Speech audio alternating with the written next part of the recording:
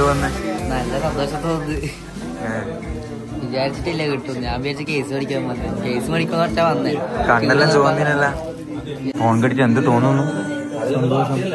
കുറേ നാള് മറ്റേ ഫോൺ കൊണ്ട് ഇതായിട്ട് നടന്നതാണ് നമ്മള് കാണലുണ്ട്.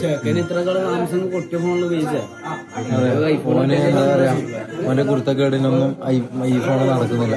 ഇനിയിപ്പോ ഐഫോണില് HDMI ക്യാമറയെല്ലാം സഫലമാണ്.